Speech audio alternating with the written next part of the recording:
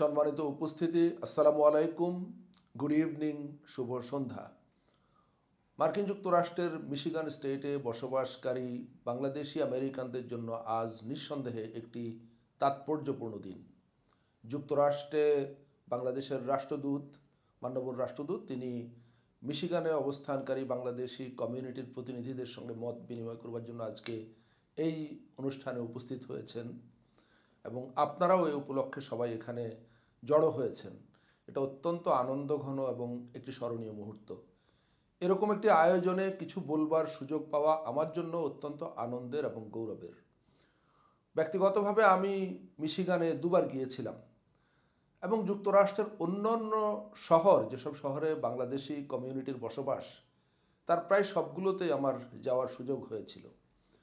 আমি অত্যন্ত মুগ্ধতার সঙ্গে আবিষ্কার করলাম বা দেখতে পেলাম যে যুক্তরাষ্ট্রে মূলত নিউ ইয়র্কের পর সবচাইতে শক্তিশালী এবং বড় বাংলাদেশি কমিউনিটির বসবাস মিশিগানে। কিন্তু দুর্ভাগ্যজনকভাবে আমি সরকারে কাজ করতে এসে দেখেছি যে আমাদের নীতি নির্ধারকদের অনেকেই এই তথ্যটা জানেন না যে মিশিগানে কত স্ট্রঙ্গার একটা বাংলাদেশি কমিউনিটি আছে এবং তারা আমাদের রেমিটেন্স থেকে শুরু করে সকল ক্ষেত্রে অত্যন্ত গুরুত্বপূর্ণ অবদান রেখে চলেছেন। 2024 সালে জুলাই অভ্যুত্থানকালে মিশিগানের বাংলাদেশিরা যে অত্যন্ত জোরালো ভূমিকা রেখেছিলেন সেটা আমরা তখন সোশ্যাল মিডিয়া এবং অন্যান্য মিডিয়াতে দেখেছিলাম। কিন্তু মিশিগানের বাংলাদেশিরা বরাবরই এক ধরনের বঞ্চনার মধ্যে ছিলেন বা আছেন। সেটা হলো যে এত বড় একটা কমিউনিটির জন্য সেখানে কোনো কনসুলেট সেবা নেই বা ছিল না। তারা খুবই মামুলি ধরনের সাধারণ কনসুলার সেবা পাওয়ার জন্য তাদেরকে সুদূর ওয়াশিংটন ডিসিতে ছুটে যেতে হয়। তো সেই সময় আমি যখন মিশিগান সফরে গিয়েছিলাম, আমাকে কমিউনিটির নেতৃবৃন্দের কেউ কেউ বলেছিলেন যে এখানে যদি একটি কনসুলেট চালু করা যেত তাহলে কমিউনিটির জন্য অনেক সুবিধা যেমন হতো এবং সেই কনসুলেটটি খুবই একটা ভাইব্রেন্ট কনসুলেট হবে, কারণ এখানে এত বাংলাদেশের বসবাস যে কনসুলেট সেখানে অলস বসে থাকবে না। তো এই জিনিসটা আমার মাথায় আসবার পর আমি সবসময় ভেবেছিলাম যে কখনো সুযোগ পেলে বা সুযোগ এলে এই ক্ষেত্রে একটা ভূমিকা রাখার চেষ্টা করব। 2024 সালের জুলাই অভ্যুত্থান আমাদের সামনে সেই সুযোগটা তৈরি করে। জুলাই অভ্যুত্থানের পরপরই আগস্ট মাসের শেষের দিকে আমি বাংলাদেশে এসেছিলাম, কিন্তু তখন আমি সরকারে যুক্ত হইনি এবং সেপ্টেম্বর মাসের 9 তারিখে মিশিগানে একটি কনসুলেট স্থাপনের জন্য আমরা আনুষ্ঠানিক আবেদন বর্তমান পররাষ্ট্র উপদেষ্টা জনাব তৌহিদ হোসেনের হাতে হস্তান্তর করি এবং সেই থেকে এটার প্রক্রিয়া শুরু হয়।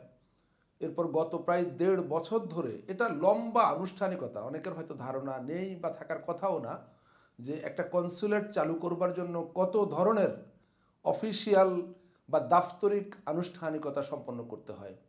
এটা পররাষ্ট্র মন্ত্রণালয় থেকে জনপ্রশাসন মন্ত্রণালয়ে প্রথমে যায়, তারপরে অর্থ মন্ত্রণালয়ে যায় এবং সব মিলিয়ে জনপ্রশাসন মন্ত্রণালয়ে এটা 3বার যায় এবং অর্থ মন্ত্রণালয়ে এটা 4বার যায়। তারপরে এটা ক্যাবিনেট ডিভিশনে যায় এবং মন্ত্রিসভার বৈঠকে এটা অনুমোদন করতে হয় উপদেষ্টা পরিষদের সভায় এবং তারপর আবার আরেকটা সচিব কমিটি আছে, সেখানে অনুমোদন করতে হয়। এ ধরনের প্রায় 11 থেকে 12টি ধাপ পার হয়ে এটা চূড়ান্ত পরিণতি লাভ করে। এটাই হলো প্রসেস। তো আপনাদের এই খুশির খবরটা একটু আগাম জানিয়ে রাখতে চাই যে মিশিগানে একটি কনসুলেট চালু করবার সকল প্রস্তুতি এরই মধ্যে সম্পন্ন হয়ে গেছে বাংলাদেশ সরকারের তরফ থেকে।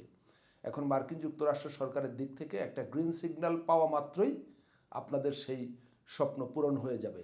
এ প্রসঙ্গে আপনাদেরকে ছোট্ট একটা তথ্য জানিয়ে রাখি যে এই যে আমি গত 1.5 বছর ধরে সরকারি কাজের নানা ব্যস্ততার মধ্যেও নিয়মিতভাবে সরকারের যখন যে দফতরে প্রয়োজন হয়েছে, পররাষ্ট্র মন্ত্রণালয়, জনপ্রশাসন মন্ত্রণালয়, অর্থ মন্ত্রণালয়, ক্যাবিনেট ডিভিশন এবং আমাদের প্রধান উপদেষ্টার কার্যালয়, এই জায়গাগুলোতে নিয়মিতভাবে আমি এটার জন্য কাজ করেছি, প্রচেষ্টা অব্যাহত রেখেছিলাম এবং এটার পেছনে আমাকে যিনি সবচাইতে বেশি পুশ করেছেন, আমাকে সারাক্ষণ যিনি এই কাজে মনোযোগ দিতে বাধ্য রেখেছিলেন, তার নাম হলো আপনাদেরই খুবই প্রিয়ভাজন একজন মানুষ, যিনি একসময় এই মিশিগানের হ্যামট্রামিক সিটির কাউন্সিলম্যান ছিলেন, জনাব কাজী মকসুদ মিয়া বা কাজী মিয়া।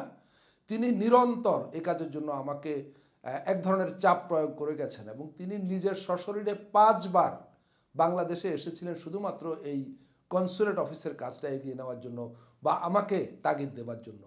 তো এটাই হলো সংক্ষেপে ইতিহাস, আপনাদের জানিয়ে রাখলাম।